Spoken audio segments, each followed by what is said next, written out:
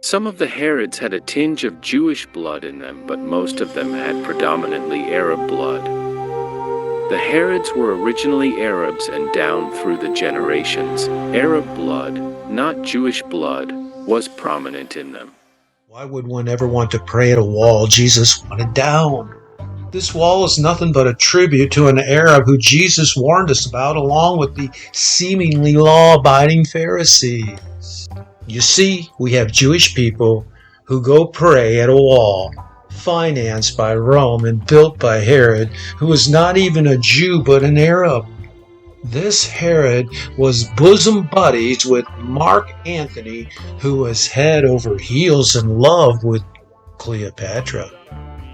She had already had Caesar's baby, and now she was shacking up with another top Roman leader. She even made advances on Herod, but he turned her down. Octavian later becomes Augustus Caesar after the defeat and double suicide of Antony and Cleopatra. Herod's life was on the line, for he was a supporter of Mark Antony in the Civil War. But Herod boldly bows before the new but bankrupt Roman emperor with a chest full of gold. As sly as a fox, he manages not to get executed, but allowed to remain in Jerusalem as King of the Jews. And this is without any lineage to David or to the tribe of Judah. Beware of the leaven of the Pharisees and of the leaven of Herod, said the Christ.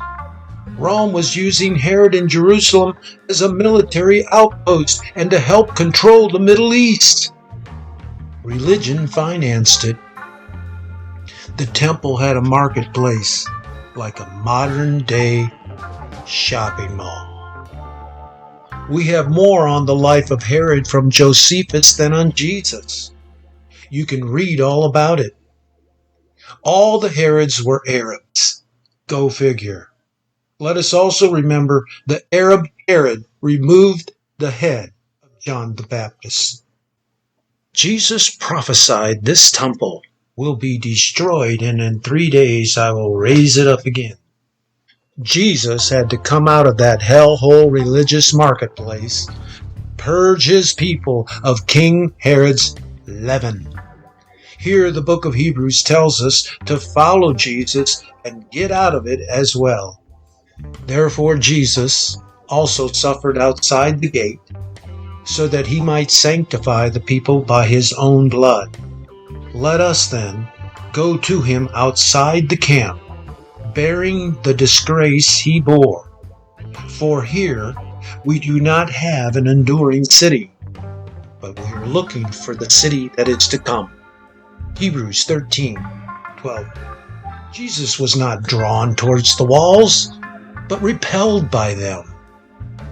When he uttered his last words outside the gate, the curtain of the temple inside the gate was torn apart from top to bottom. The message was clear. The temple exists no longer within those walls, but outside, going from synagogue to church.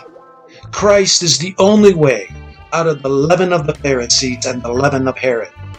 That temple was built by an Arab non-Jew, but this temple is built by God, a building made without hands. We don't go to the temple, we are the temple. Why, one asks, would an heir of the Herod family who had been rulers of the Jews for over 100 years arm himself and fight against his own people? All the Herods always aligned themselves with Rome for the obvious reason that Rome was the genesis and the axis of their original and continuing power. But an answer seldom given to the question is, the Jews were not really their people. The Herods were originally Arabs, and down through the generations, Arab blood, not Jewish blood, was prominent in them.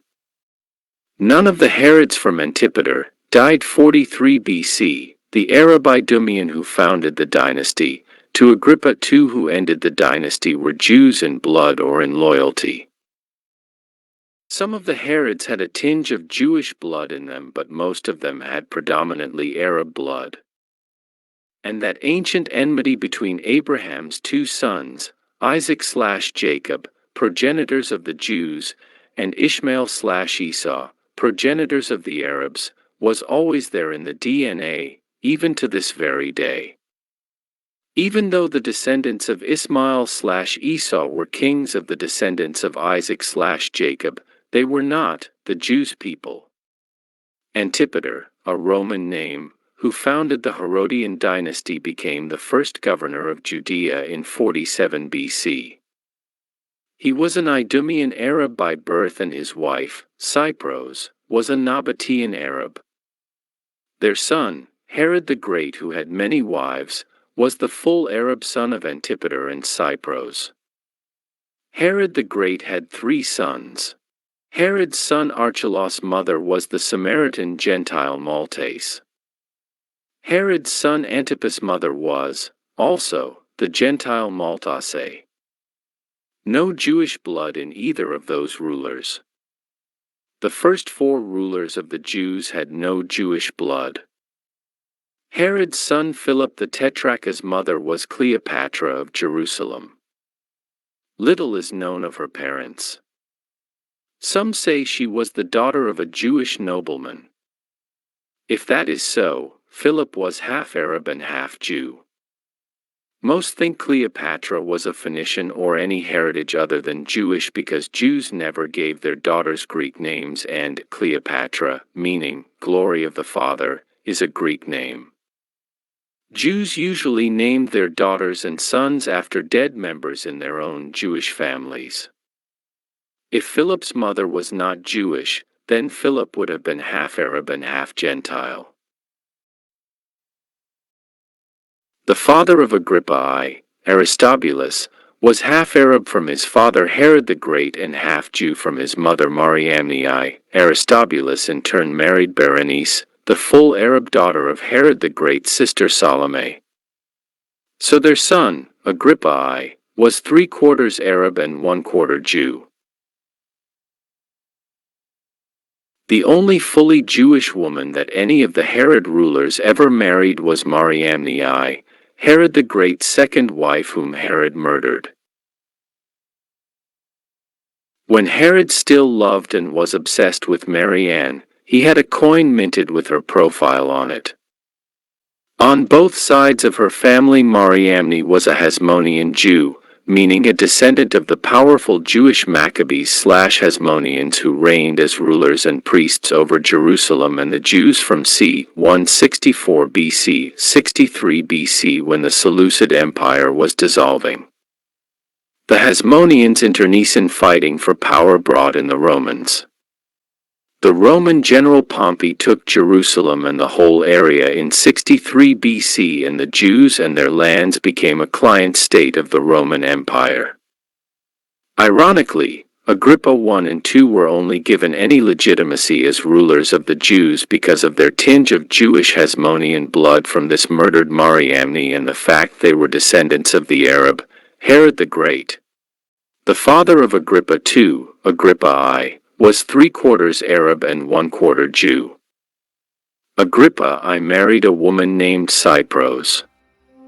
She was named after the 1st century BC Cypros, who was the Arab wife of the founder of the Herodian dynasty, the Arab Antipater.